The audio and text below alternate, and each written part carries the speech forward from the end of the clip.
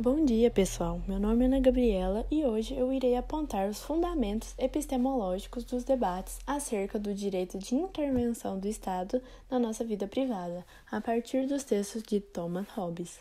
Discutiremos também alguns materiais empíricos que são referentes a argumentos mobilizados por aqueles que se opõem às medidas tomadas pelo nosso governo, como, por exemplo, o uso obrigatório de máscaras em locais públicos. Bom, com o processo de autonomização das esferas sociais da vida, levado a cabo pela modernidade, algumas transformações radicais no pensamento sobre a política ocorreram. Os profundos laços entre a política e a religião, que foram tecidos lá na Idade Média, aos poucos é dissolvida, e a orientação utópico-normativa que foi mantida desde os gregos, ela é substituída pelo realismo com Maquiavel, e um dos pensamentos dele era o reconhecimento de uma política que não dispensa manobra, sendo assim um completo jogo de aparências.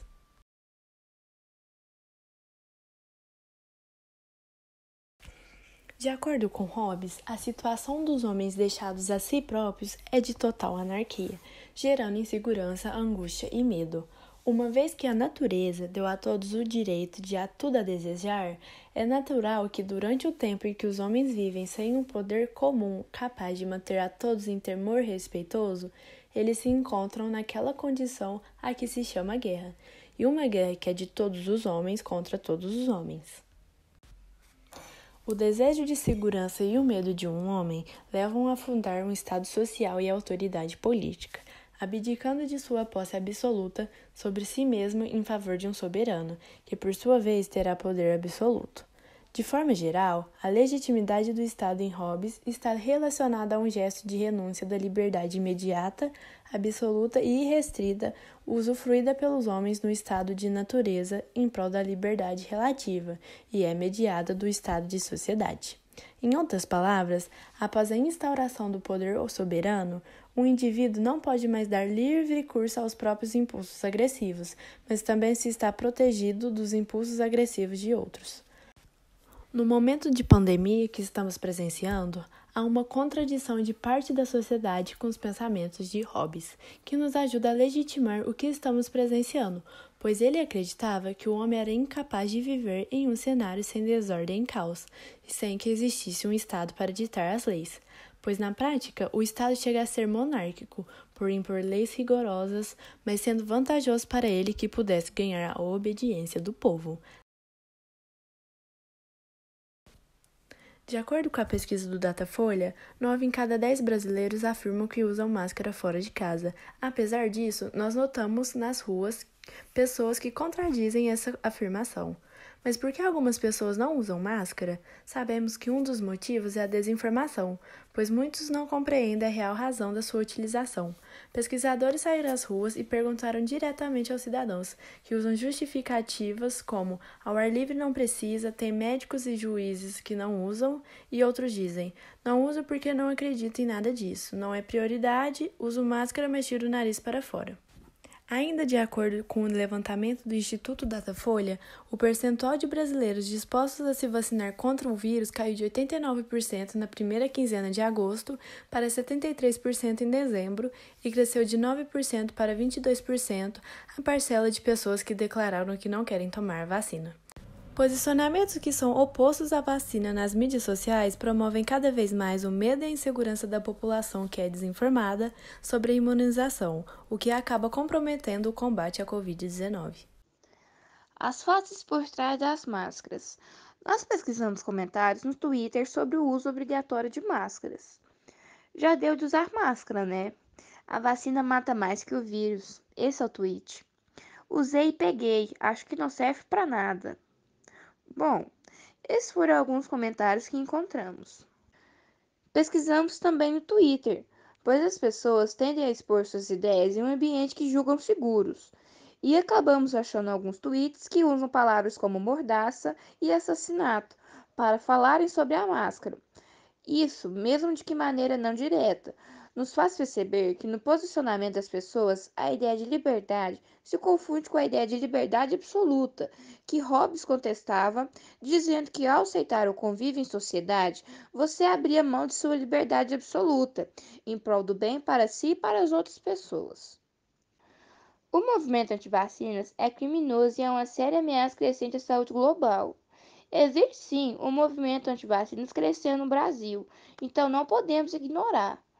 Um artigo publicado no dia 10 de novembro de 2020 na revista The Lancet, envolvendo 284.381 pessoas em 149 países, mostra que o movimento anti-vacinas é extremismo religioso, a instabilidade política, o populismo. As vacinas são responsáveis pelo aumento da nossa expectativa de vida.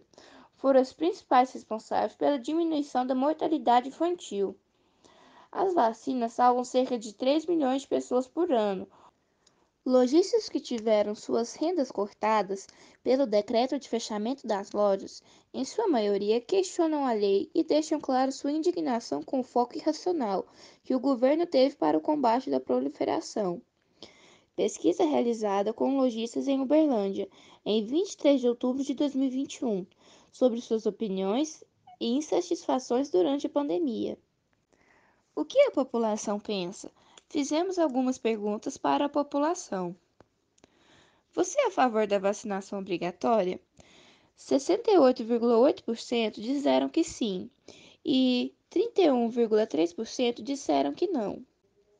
Você é a favor do movimento antivacina? 12,5% disseram que sim, 56,3% disseram que não e somente 31,3% disseram que é neutro. Você confia na eficácia da vacina? 56,3% disseram que sim e 37,5% disseram que não. Somente 6,3% disseram neutro. Você é a favor do governo Bolsonaro? 64,3% disseram que não. 21,4% disseram que sim e 14,3% disseram neutro. O governo lidou bem com a pandemia? 68,8% disseram que não. 18,8% disseram que sim. 12,5% disseram que é mais ou menos. Em uma de nossas pesquisas, da qual o tema era o que o participante faria de diferente do governo em relação à pandemia, alguns deram opiniões bem controversas, como vacinar os jovens como prioridade, e alguns continuariam com o modelo do que foi proposto pelo governador. Podemos perceber também que, ao meio desses participantes, muitos demonstraram insatisfação com as atitudes do nosso governo.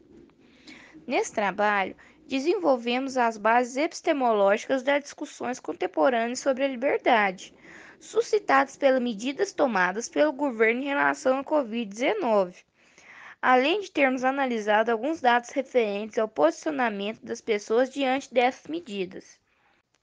Concluiu-se que aqueles que reivindicaram uma liberdade restrita para abrirem o comércio em todos os momentos críticos, deixarem de usar máscaras e de tomar vacina, não têm fundamentos para tal posição.